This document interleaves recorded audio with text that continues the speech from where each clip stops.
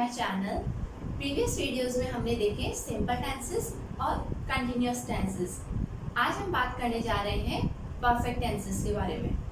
जब हमने देखा कंटिन्यूअस टेंसेस में कि जब भी कंटिन्यूअस टेंस की बात होती है तो हम वर्ब की फर्स्ट फॉर्म में आईएनजी यूज़ करते हैं। आज हम बात करने जा रहे हैं परफेक्ट टेंसेस की। तो जब भी हम परफेक्ट टेंस बनाएंगे जैसे present perfect, past perfect and future perfect, तो इन तीनों में वर्ब की थर्ड फॉर्म का यूज़ किया जाएगा।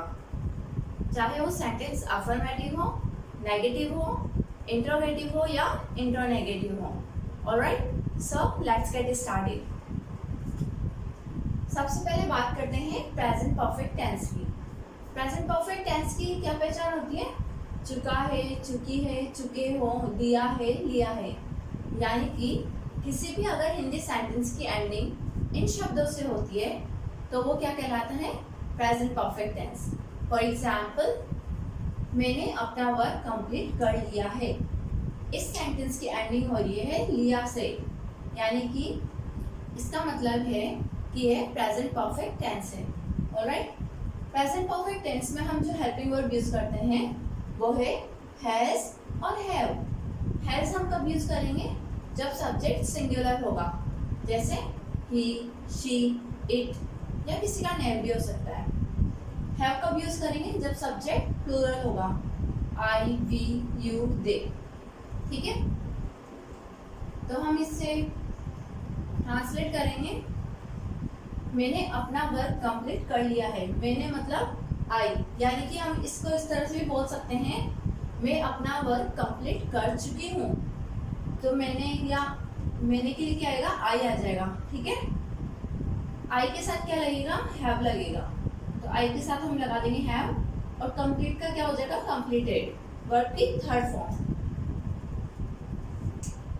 वर्ब कंप्लीट की जो फॉर्म्स होती है क्या होती है? Complete, completed, completed.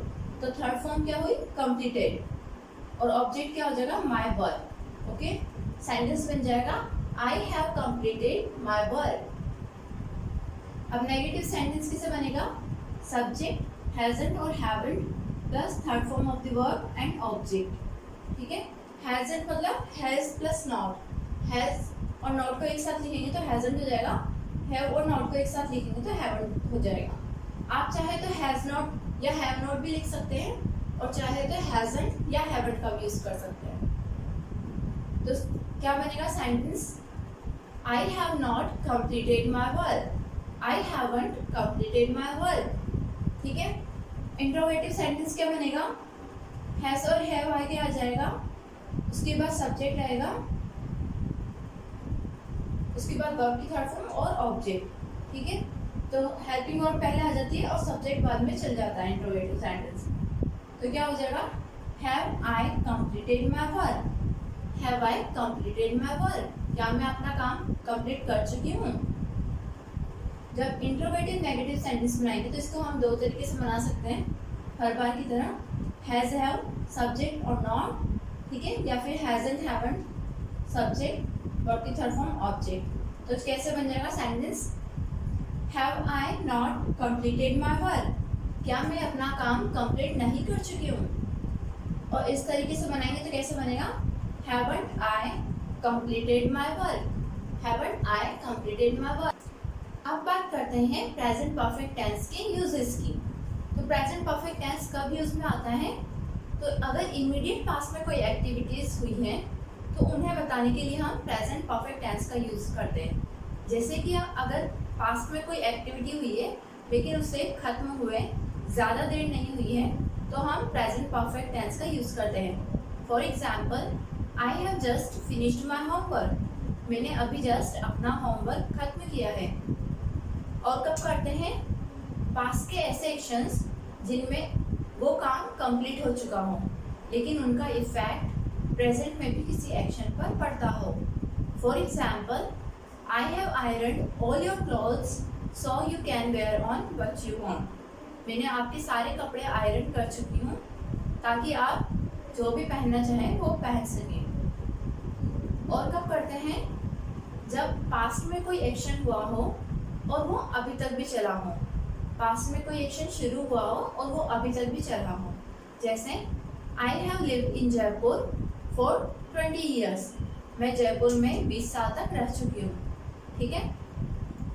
कुछ एडवर्ब्स जैसे now, just, recently, yet, so, far या एडवर्ब फ्रेजेस जैसे till now, this month, week, year, इन सब के साथ भी हम प्रेजेंट परफेक्ट टेंस का यूज करते हैं। Alright, now let's move on to the next tense which is past perfect tense. Past perfect tense की पहचान क्या होती है? चुका था, चुकी थी, चुके थे, लिया था, दिया था। इस तरह के शब्द अगर किसी हिंदी सेंटेंस के एंडिंग में आए तो वो क्या कहलाएंगे? Past perfect tense. इसमें हम हेल्पिंग वर्ब का यूज करते हैं हैड। ठीक है, चाहे सब्जेक्ट सिंगुलर हो या प्लूरल हो, सभी के साथ हम यूज करेंगे हैड। फॉर एग्जाम्पल, वह उसका प्रोजेक्ट सबमिट कर चुका था। वह उसका प्रोजेक्ट सबमिट कर चुका था। ठीक है, तो कैसे बनेगा? वह, यानी कि किसी लड़के के बारे में बात हो रही, चुका था, तो यूज क्या करेंगे? ही के साथ हेल्पिंग वर्ब क्या आएगी? हैड। सबमिट का क्या हो जाएगा? सबमिटेड। क्या सबमिट किया था उसने? हिज प्रोजेक्ट, उसका प्रोजेक्ट। तो सेंटेंस बन जाएगा he had submitted his project. Negative sentence क्या बन जाएगा? He hadn't submitted his project. Hadn't, had plus not को क्या बोलेंगे हम? हैडंट। ठीक है। इंटरोगेटिव सेंटेंस कैसे बनेगा? Had he submitted his project, क्या वो उसका प्रोजेक्ट सबमिट कर चुका था? और इंटरनेगेटिव सेंटेंस बन जाएगा hadn't he submitted his project, और had he not submitted his project, क्या वो उसका प्रोजेक्ट सबमिट नहीं कर चुका था? Now let's talk about the uses of past perfect tense. अगर पास्ट के किसी समय में कोई एक्शन शुरू हुआ हो और वो पास्ट में ही खत्म हो गया हो तो हम पास्ट परफेक्ट टेंस का यूज करते हैं। For example, she had reached at the railway station. वह रेलवे स्टेशन पर पहुंच चुकी थी। ऑलराइट, नेक्स्ट यूज जो है वो ये है कि अगर पास्ट में दो एक्शंस एक के बाद एक होते हैं तो जो एक्शन पहले होता है उसमें पास्ट परफेक्ट टेंस का यूज होता है और बाद में होने वाले एक्शन के लिए पास्ट सिंपल टेंस का यूज किया जाता है। For example, the children had slept when he came. जब वो आया तो उसके बच्चे सो चुके थे। तो बच्चे तो पहले ही सो चुके थे, इसलिए हमने यूज किया पास्ट परफेक्ट टेंस। वो उसके बाद आया था, इसलिए यूज में आया past simple tense. Alright, now let's move on to the next tense which is future tense, future perfect tense. तो फ्यूचर परफेक्ट टेंस की क्या पहचान होती है? चुका होगा, चुकी होगी, चुके होंगे। किसी भी हिंदी सेंटेंस की एंडिंग अगर इन शब्दों से होती है तो वह फ्यूचर परफेक्ट टेंस होता है। इसमें हम यूज करते हैं विल हैव। ठीक है, आपको मैंने बताया होगा कि अगर आपने कभी टेंस पढ़े होंगे पहले तो आपने यूज किया होगा विल और shall as a helping verb. अब मॉडर्न इंग्लिश में हम सिर्फ विल का यूज करते हैं, इसलिए हम यहाँ पे सिर्फ हेल्पिंग वर्ब विल का ही यूज करेंगे। ऑलराइट, तो सब्जेक्ट आ जाएगा, विल आ जाएगा और हैव आ जाएगा। और वर्ब की थर्ड फॉर्म तो आती ही है, और ऑब्जेक्ट। फॉर एग्जाम्पल, वो एक न्यू कार खरीद चुके होंगे। ठीक है, तो कैसे बनेगा? वो के लिए क्या आ जाएगा? दे के साथ हर किसी हेल्पिंग वर्ब के, हर किसी सब्जेक्ट के साथ हम हेल्पिंग वर्ब यूज कर सकते हैं will. They will have. By का क्या हो जाएगा? बॉट। खरीदना हो क्या बोलते हैं हम? बाय। तो उसकी थर्ड फॉर्म क्या होगी? बॉट। बॉट आ जाएगा अ न्यू कार। क्या खरीद चुके होंगे वो? नई कार। तो सेंटेंस बन जाएगा दे will have bought a new car. Negative sentence क्या बन जाएगा? They won't have bought a new car. They won't have bought a new car. Will not को क्या पढ़ेंगे हम? Want. Interrogative sentence क्या बनेगा? Will they have bought a new car? क्या वो नई कार खरीद चुके होंगे? Interrogative negative sentence बन जाएगा Will they not have bought a new car? और won't they have bought a new car? ठीक है, तो इस तरह से हमारा फ्यूचर टेंस जो है, फ्यूचर परफेक्ट टेंस, वो भी कंप्लीट होता है। Now let's talk about uses of future perfect tense. तो अगर कोई एक्शन या काम किसी निश्चित टाइम में पूरा हो फ्यूचर के, तो हम फ्यूचर परफेक्ट टेंस का यूज़ करते हैं। For example, they will have left the house before evening. शाम होने से पहले वो घर से निकल गए होंगे। ठीक है। नेक्स्ट यूज़ क्या है, फ्यूचर में होने वाले एक के बाद एक कार्य जो होने वाले हैं, तो पहले होने वाला जो एक्शन है या काम है उसके लिए हम फ्यूचर परफेक्ट टेंस का यूज़ करते हैं, और बाद में होने वाले काम के लिए प्रेजेंट सिंपल टेंस का यूज़ करते हैं। ऑलराइट, तो सेंटेंस क्या बनेगा, they will have reached the home before he leaves. वो घर पहुंच चुके होंगे उसके निकलने से पहले। अब जो तीसरी चीज़ है वो ये है कि किसी निश्चित समय को, फ्यूचर के किसी निश्चित समय को एडवर्ब फ्रेजेस का यूज़ करके भी बताया जा सकता है। एडवर्ब फ्रेजेस जैसे by the end of this month, year, week, before evening, next week, etcetera. ठीक है। For example, by the end of this month I will have written 3 books.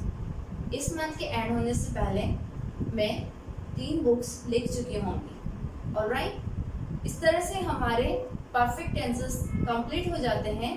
Now let's move on to the next thing, which is examples.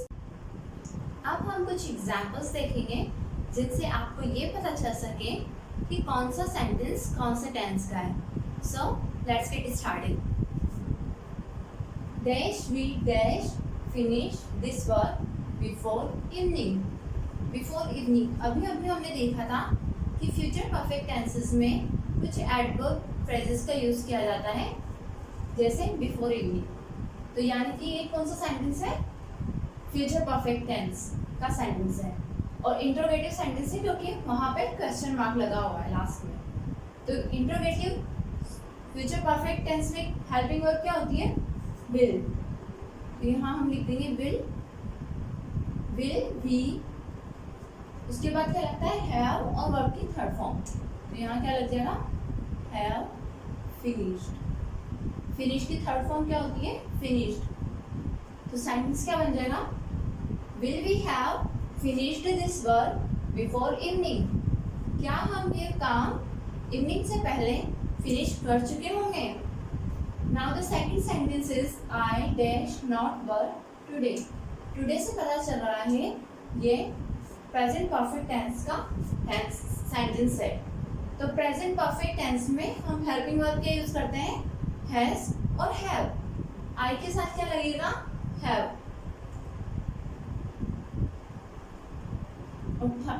ये negative sentence है इसलिए हम इसे haven't लिख सकते हैं, हैव नॉट या हैवंट भी लिख सकते हैं। वर्ब क्या क्या हो जाएगा, वर्ब थर्ड फॉर्म। सेंटेंस बन जाएगा I have not work today, I haven't worked today. आज मैंने काम नहीं किया है। Now the third sentence is they should take medicine when you are ill. When को देख के हम पता लगा सकते हैं कि ये पास्ट की बात हो रही है। जब आप बीमार थे तो क्या आप मेडिसिन ले चुके थे। तो सेंटेंस क्या बनेगा, हेल्पिंग वर्ब क्या आएगी, पास्ट परफेक्ट टेंस में हैड यू, टेक का क्या हो जाएगा, टेकन।